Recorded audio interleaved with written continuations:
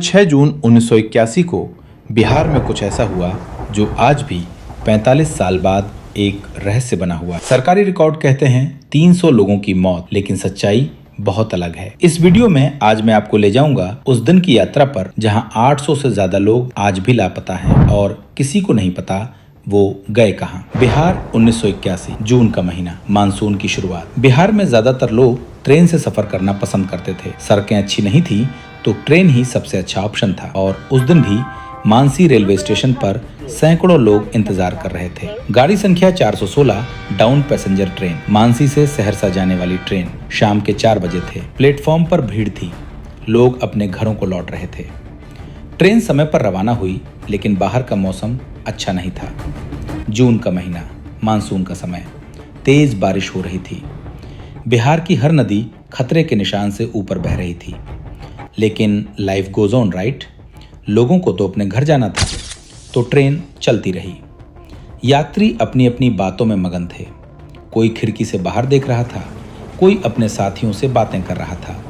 कुछ लोग सो भी रहे थे। किसी को नहीं पता था अगले कुछ घंटों में क्या होने वाला है।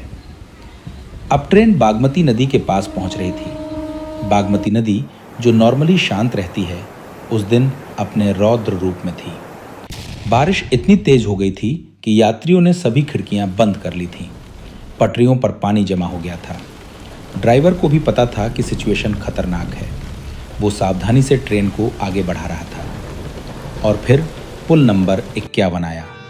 बागमती नदी के ऊपर बना पुल। ट्रेन धीरे धीरे पुल पर चढ़ने लगी और तभी ड्राइवर को अचानक इमरजेंसी ब्रेक लगाने पड़े। क्यों, यह आज तक कोई नहीं जानता। कुछ लोग कहते हैं पटरी पर गाय भैंसों का झुंड आ गया था। कुछ कहते हैं तेज तूफान की वजह से बंद बोगियों पर दबाव पड़ गया। कुछ कहते हैं पटरियों पर इतनी फिसलन थी कि कंट्रोल ही नहीं रहा। लेकिन जो हुआ वो सबके सामने था। ट्रेन में 9 बोगियां थीं, जिसमें से 7 बोगियां पटरी से उतर गईं और 7 बोगियां सीधे बागमती नदी के अथाह जल में जा गिरीं। चारों ओर चीख पुकार मच गई। बागमती का पानी पूरी तरह से उफान पर। तेज बहाव, लोग डूब रहे थे। खिड़कियां बंद थीं तो उन्हें तोड़ना पड़ रहा था। पानी अंदर भर रहा था। घबराहट, भगदड़। कुछ लोग तैरकर बाहर निकलने की कोशिश कर रहे थे, लेकिन बागमती की धार इतनी तेज थी कि ज्यादातर लोग बह गए। तेज बारिश की वजह से बचाव दल को पहुंचने में कई घंटे लग गए, लेकिन जब तक मदद पहुंची तब तक कुछ स्थानीय लोगों ने इस आपदा को एक मौके की तरह देख लिया।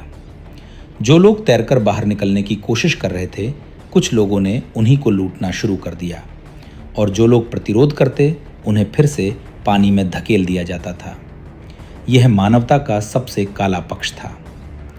बाद में जब पुलिस ने पास के गांवों में छापेमारी की तो रोहियार बंगलिया, हरदिया, बलकुंडा, इन गांवों में कई घरों से सूटकेस, गहने, कपड़े सब मिले।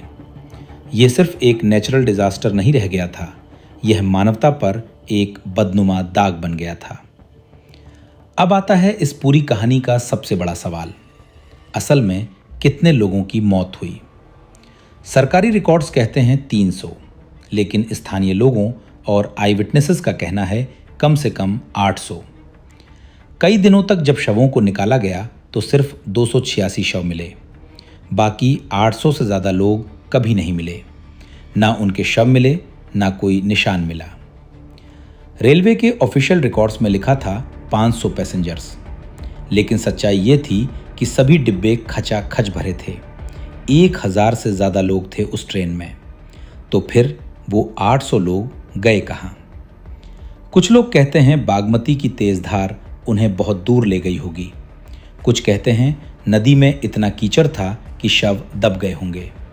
लेकिन सच आज भी किसी को नहीं पता।